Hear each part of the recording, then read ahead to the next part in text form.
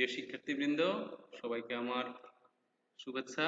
আজকের পাঠে কেমন সবাই নিশ্চয় ভালো আছো। এখানে দেখতে পাচ্ছ তোমাদের স্যারকে। এখানে আমার পড়ালেখা, আমি কি পড়ালেখা করছি এবং আমার অর্জনগুলো এবার আমরা দেখব। আজকে আমরা সপ্তম শ্রেণী বিজ্ঞান বিষয়ে একটা পাঠ দেখি। চলো দেখি ও পাঠের বিষয় বুঝে নি কি হতে পারে আজকে পাঠের বিষয়। নিশ্চয়ই এখানে একটা ছবি দেখতে পাচ্ছ তোমরা। এই ছবিতে এখানে দেখা যাচ্ছে প্রচুর পানি এবং লোকালয়ে প্রবেশ করে গাছ ডুবে যাচ্ছে। এটা কিসের ছবি? নিশ্চয়ই এতক্ষণ তোমাদের কল্পনা জগতে চিন্তা করতেছ। আরো একটা ছবি দেখাচ্ছি। এখানে দেখা যাচ্ছে অনেকগুলা লোক। এবার বলতে হবে তোমাদেরকে পাঠের বিষয় কি। কেমন? দেখো আজকে নিশ্চয়ই তোমাদের এতক্ষণ মনে আসছে আমাদের পাঠের নাম হচ্ছে ভূপ্রাকৃতিক কারণে সংঘটিত দুর্যোগ ও তার প্রতিকার। কেমন? শিক্ষণফল। এই পাঠ থেকে তোমরা কি শিখতে পারবে? দুর্যোগ কি জানতে পারবে, সজীব অজীব উপাদান পরিবেশের, বাংলাদেশ ও এশিয়ার বিভিন্ন প্রাকৃতিক দুর্যোগ বর্ণনা করতে পারবে, ভূপ্রাকৃতিক বিভিন্ন ঘটনা বিষয়ক স্থানীয় লোককথা, প্রচলিত সংস্কার ও বিশ্বাস। কি সংস্কৃত বিশ্বাস আছে দেখো। পৃথিবীটা আসলে একটি অনেক বড় একটি ষাঁড়ের শিংয়ের উপর রাখা আছে। এই পৃথিবী তার ভার বহন করতে করতে ক্লান্ত হয়ে একটি হতে অন্য শিংয়ের উপর স্থানান্তর করে পৃথিবীটাকে অনেক ভারের জন্য ঝাঁকুনি দেয়, যার কারণে ভূমিকম্প হয়। এরকম লোককথা, প্রচলিত কুসংস্কার বা কথাগুলো আগে আগে লোকের মুখে ছিল। এখন দেখো আমরা দেখতেছি আর একটা প্রাকৃতিক দুর্যোগ। এই প্রাকৃতিক দুর্যোগের নাম হচ্ছে, যা বাংলাদেশে এশিয়ার বিভিন্ন দেশে সংঘটিত হয়ে যায়, আগ্নেয়গিরি, অগ্ন্যুৎপাত, লাভা।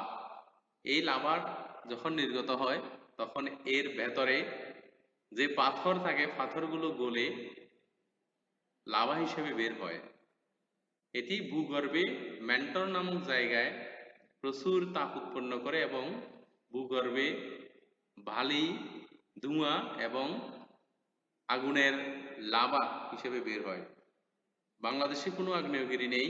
জাপান, ইন্দোনেশিয়া, ফিলিপাইন এবং আমেরিকাতে আগ্নেয়গিরি আছে। এগুলো প্রাকৃতিক দুর্যোগ। আমরা একটা প্রাকৃতিক দুর্যোগ দেখতেছি, ভূমিকম্প। সাম্প্রতিক ভূমিকম্পে নেপালে একটি শহর ভেঙে তছনছ হয়ে গেছে, দেখা যাচ্ছে ঘরবাড়ি একদম নষ্ট হয়ে যাচ্ছে। এবার আমরা দেখব আর একটা প্রাকৃতিক দুর্যোগ। দেখো 2004 সালে সুনামি পরবর্তী অবস্থা। 2004 সালে জাপানের ফুকুশিমায় একটি সুনামি হয়েছে। সুনামি যদি সমুদ্রে হয়, যদি ভূমিকম্প সমুদ্রে হয় তখন সুনামি সৃষ্টি হয়। গভীর সমুদ্রে ভূমিকম্পের ফলে প্রচন্ড বেগে আসা, এখানে আমরা একটা দেখতেছি ঘূর্ণিঝড়, স্ন্যাক অফ কয়েল যাকে বলা হয়। কেমন? এটা একটা স্যাটেলাইট থেকে তোলা ঘূর্ণিঝড়ের স্যাটেলাইট, না সরি, স্যাটেলাইট থেকে তোলা ঘূর্ণিঝড়ের ছবি, সামুদ্রিক জলোচ্ছ্বাস। আর একটা ঘূর্ণিঝড় দেখো, টর্নেডো, বন্যায় আশ্রয়ের জন্য যাচ্ছে ছোট শিশু। এগুলো সব প্রাকৃতিক। আমরা দেখতেছি সাম্প্রতিক আমাদের ফেনী, চট্টগ্রামের মিরসরাই বিভিন্ন অঞ্চলে ইন্ডিয়া থেকে ডমরু বাঁধ খুলে দেওয়ার কারণে অবাধে পানি এসে আমাদের লোকালয়ে ঢুকে বিগত 40 বছরে যা হয়নি তার থেকে বড় প্রাকৃতিক দুর্যোগ বন্যা হয়েছে। এরপরে আমরা দেখব বন্যায় কিভাবে ক্ষয়ক্ষতি, বিভিন্ন প্রাণীর কত কষ্ট হয়, মানুষ লোকজনের কত কষ্ট হয়। কেমন?